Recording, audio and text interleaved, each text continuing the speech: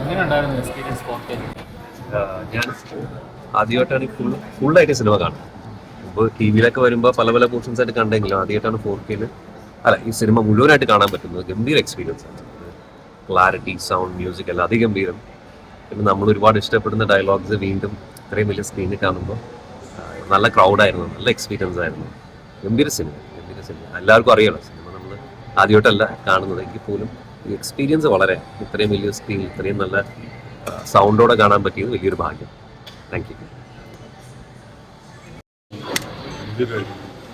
എല്ലാവരും കാണാൻ തിയേറ്ററിൽ തന്നെ പോയി കാണണം. നല്ല എഫക്ട് ശരിയാണ്. നമുക്ക് അന്നും ഇന്നും ഒരേ പോലെ. അതാണ്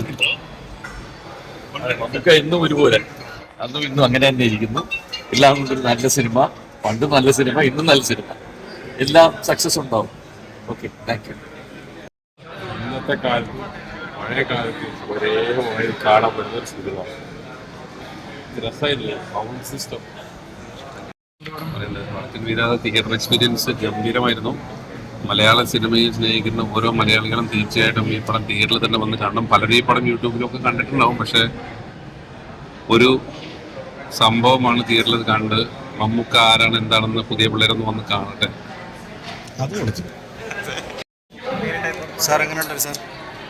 വളരെ ഡിഫറെൻ്റ് ആയിട്ടുള്ള ഒരു എക്സ്പീരിയൻസ്. കാരണം കാലങ്ങൾക്ക് മുമ്പ് നമ്മൾ കണ്ടൊരു സിനിമ വീണ്ടും കാണുമ്പോൾ വിത്ത് ഓൾ ടെക്നിക്കൽ പെർഫെക്ഷൻ ഭയങ്കര എക്സൈറ്റ്മെൻറ്റ് തോന്നും. വീണ്ടും കുറേ അധികം സിനിമകൾ ഇതുപോലെ വരണമെന്ന് നമ്മൾ ആഗ്രഹിക്കുന്നു. Thank you. ഒരുപാട് അടിപൊളി, ഭയങ്കരമായിട്ട് എനിക്ക് ഇഷ്ടമായി. കാരണം ഹരിഹരൻ സാറിന്റെ അച്ഛന്റെ ഗുരുവാണ്. അപ്പം ഇതുപോലെ പഴശ്ശിരാജയിലും ഒരുപാട് അങ്ങനത്തെ സിമിലർ എന്താ പറയുന്നത് സീൻസ് അല്ലെങ്കിൽ അതുപോലത്തെ ഒരു ടൈപ്പ് ഞാൻ കണ്ടിട്ടുണ്ട്. അപ്പൊ എനിക്കത് ഭയങ്കര ഒരു actually I was very happy. ഞാൻ അച്ഛൻ്റെ അടുത്ത് സംസാരിക്കായിരുന്നു. അപ്പം എല്ലാം കൊണ്ടും അമ്മ പറഞ്ഞിട്ടുണ്ട് പണ്ട് എൻ്റെ അടുത്ത് ഇതുപോലെ ഒരു റോള് ഇതിനകത്ത് അമ്മയ്ക്ക് ചെയ്യാനായിട്ടുണ്ടായിരുന്നു.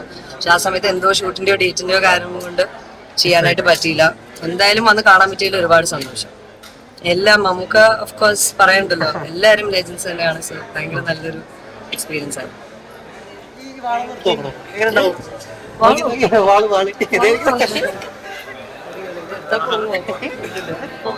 അടിപൊളി അടിപൊളി, നിങ്ങളാണ് സെറ്റ് ആക്കിയത്. Thank you. ഞാൻ എന്തോ വാളെടുത്തിട്ട് സിനിമ ഞാനിപ്പം അപ്പുറത്ത് പറഞ്ഞു. അത് തന്നെയാണ് വീണ്ടും പറയാനുള്ളത്. സിനിമയുടെ അവസാന രംഗത്തിൽ നമുക്ക് പറയുന്നുണ്ട് ഗുരുവേ നമ്മ എന്ന്. നമുക്ക് മുന്നേ നടന്ന ഗുരുക്കന്മാർ, അവരുടെ ഒരു അധ്വാനം, Hariharan sir, MT sir, Ramendrababu sir, അങ്ങനെയുള്ള വലിയ വലിയ ലെജൻസ് ആയിട്ടുള്ള ആളുകളുടെ ഒരു വലിയ സൃഷ്ടി. അതായത് ഒരുപാട് വലിയ പ്രതിഭകളുടെ സർഗാത്മകതയുടെ ഒരു സംഗമം നമുക്ക് വീണ്ടും കാണാൻ കഴിയുന്നു. പുതിയ തലമുറയിലുള്ള സിനിമാക്കാർക്ക് കൂടുതൽ വിനയത്തോടെ മാത്രമേ ഇതുപോലൊരു സിനിമയെ നമുക്ക് കാണാൻ പറ്റുന്നുള്ളൂ. അത്രയധികം അത്ഭുതങ്ങൾ സ്ക്രീനിൽ കാണുന്നു. 35 കൊല്ലം മുമ്പാണ് ഇതുപോലൊരു സിനിമ ഒരുക്കിയിട്ടുള്ളതെന്നുള്ളത് വലിയ അത്ഭുതമാണ്. നല്ല സംഭാഷണങ്ങൾ, വലിയ കഥാമുഹൂർത്തങ്ങൾ, വളരെ സന്തോഷം. വല്ലാത്തൊരു എക്സ്പീരിയൻസ് ആയിരുന്നു. ഞാൻ ഒരു പ്രൊമോഷന് വേണ്ടിയല്ല സംസാരിക്കുന്നത്. 19 വർഷമായിട്ട് മലയാള സിനിമയിൽ പ്രൊഡ്യൂസ് ചെയ്ത് ഷൂട്ട് ചെയ്ത് എക്സിബിറ്റ് ചെയ്ത മനുഷ്യനാണ്. ഞാൻ പറയുകയാണെങ്കിൽ ദേവദൂതൻ എന്ന് പറഞ്ഞ പടം റിലീസ് ചെയ്തു. എനിക്ക് ഭയങ്കര ഒരു ഹൈപ്പുണ്ടായി. എൻ്റെ ജീവിതത്തിലെ ഏറ്റവും വലിയൊരു സംഭവമായിരുന്നു. പക്ഷേ അതിൻ്റെ മുകളിലാണ് ബിക്കോസ് അത് ഒരു സിനിമ അല്ലാന്നല്ല പറയുന്നത്. ഈ സിനിമ അന്നത്തെ കാലത്ത് ശരിക്കും പറഞ്ഞാൽ ഞാൻ ഇന്ന് എൻജോയ് ചെയ്ത മാതിരി അന്നത്തെ കാലത്ത് ഞാൻ എൻജോയ് ചെയ്തിട്ടുണ്ട്.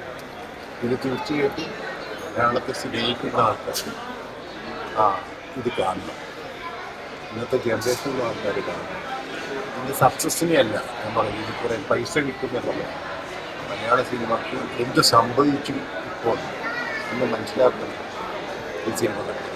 തീർച്ചയായിട്ടും ഞാനിതൊരു പ്രൊമോഷന് വേണ്ടി സംസാരിക്കുകയല്ല.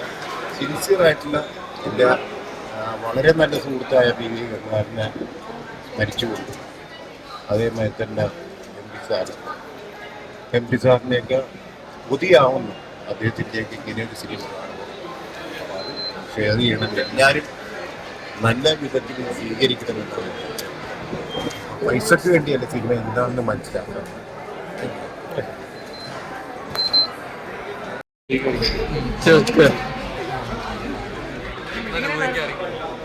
ഉണ്ടായിരുന്നു എന്ന് എന്താ പറയാ, ഒരിക്കലും എക്സ്പെക്ട് ചെയ്യാത്തൊരു കാര്യമാണല്ലോ. ഞാൻ അഭിനയിച്ചൊരു പടം റിലീസ് ചെയ്യാം, അത് വളരെ ഒരുപാട് 36 കൊല്ലം മുൻപ് ചെയ്തൊരു പടം ഫാമിലിയുടെ ഒപ്പം ഇരുന്ന് കാണാൻ പറ്റും, ജനറേഷനിൽ കാണാൻ പറ്റും. കുഞ്ഞു കുട്ടീനെ കണ്ടപ്പോ എന്ത് തോന്നി? സത്യം പറഞ്ഞാൽ ഇപ്പോഴും കാണാതെ പോലെ തന്നെയാണ്.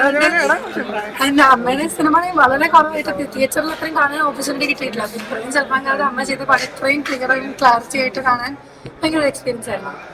കണ്ടപ്പോ സ്ക്രീനിൽ കണ്ടതായിരുന്നു ഇപ്പോഴത്തെയാണോ സുന്ദരിയായിട്ടിരിക്കുന്നത്? കണ്ടു അതേപോലെ തന്നെയല്ലേ, അമ്മ തന്നെ അല്ലേ. ശരി, സന്തോഷം. മമ്മി കണ്ടിട്ടുണ്ടല്ലോ, എന്റെ ഡാഡിയും എല്ലാം അവർ തിയേറ്ററിൽ കണ്ടിട്ടുണ്ട്.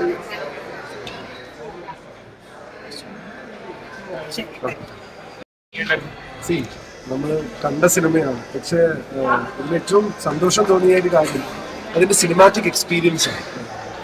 നമ്മളൊരിക്കലും ഇതൊരു ഫുൾ ഹൗസിൽ ഒരു തിയേറ്റർ എക്സ്പീരിയൻസ് ഉണ്ടായിട്ടില്ല.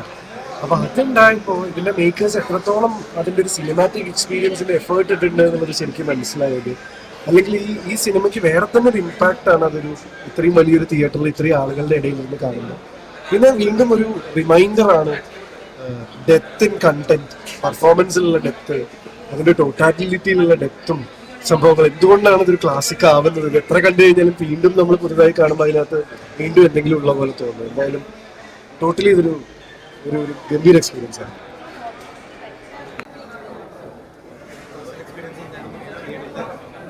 ഫ്ലാബർഗാസ്റ്റ്, ഈസി ഡെഫിനിഷൻ.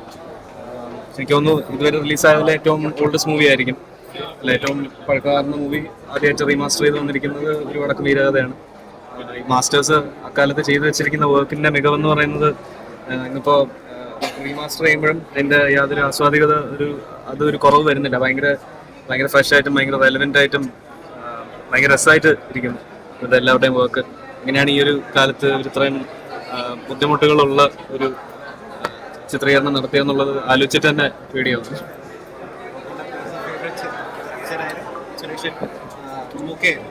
ഞാൻ ആക്ച്വലി ജനിക്കുന്നതിന് മുമ്പുള്ള സിനിമയാണ്, അതുകൊണ്ട് തന്നെ ഞാൻ എത്രത്തോളം അറിഞ്ഞാണ് ഇതിനെക്കുറിച്ച് അധികം വിലയിരുത്താനും ഇതിനെക്കുറിച്ചൊരു ഈ ഒരു കാലത്ത് ജീവിച്ചിരിക്കുന്നതിൽ തന്നെ ദൈവത്തിനോട് നന്ദി പറയുന്നു. കാരണം ഇങ്ങനത്തെ ടെക്നോളജിക്കൽ അഡ്വാൻസ്മെന്റിന്റെ ഒരു കാലഘട്ടത്തിൽ നമുക്ക് ഇത്രയും കൂടുതലായിട്ട് ഞാൻ ജനിക്കുന്നതിന് മുമ്പ് റിലീസായ ഒരു സിനിമ തിയേറ്ററിൽ വന്നിരുന്ന് കാണാനായിട്ട് സാധിക്കുന്നു എന്ന് പറയുന്ന ഒരു അവസ്ഥ തന്നെ ഒരു ഭയങ്കര സറിയല്ല, ഭയങ്കര അൺറിയല്ല.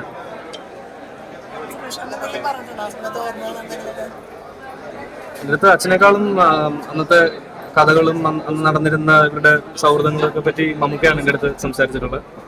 അപ്പോൾ എനിക്ക് ജസ്റ്റ് ഒരു ബേസിക് ഒരു അറിവുണ്ട്. അവരുടെ ഓരോ പഴയ സിനിമകളും ടി വിയിലായാലും ഇങ്ങനെ റീ റിലീസ് വന്നിട്ട് കാണുമ്പോഴായാലും മമ്മൂക്ക ഈ പറഞ്ഞ കഥകളായിട്ട് വെച്ച് റിലേറ്റ് ചെയ്ത് എനിക്ക് അന്നത്തെ സന്ദർഭത്തിന് അവർ തമ്മിൽ ഒരു ഫൈറ്റ് സിനിമയ്ക്കകത്തുണ്ടെങ്കിൽ അവർ തമ്മിലുള്ള കോൺടാക്റ്റിന് അവർ അങ്ങോട്ടും ഇങ്ങോട്ടും കംഫർട്ടബിൾ ആ ഒരു അവസ്ഥ തന്നെ അന്നത്തെ അവരുടെ ആ ഒരു സൗഹൃദത്തിനെ ഭയങ്കരമായിട്ട് ഡിനോട്ട് ചെയ്യുന്നത്. ശേഷം നമ്മൾ ബിഗ് സ്റ്റാർസ് ഒരുമിച്ച് അഭിനയിക്കുമ്പം അവർ തമ്മിൽ അങ്ങനെ ഒരു ബോഡി ടു ബോഡി കോൺടാക്റ്റും ഒക്കെ തന്നെ വളരെ കൺട്രോൾഡ് ആയിട്ടും ഫാൻസിൻ്റെ ഒരു ഇഷ്ടത്തിനൊക്കെ അനുസരിച്ച് ശേഖരിക്കുക, അതിനെ കൊറിയോഗ്രാഫ് ചെയ്യുന്നതൊക്കെ.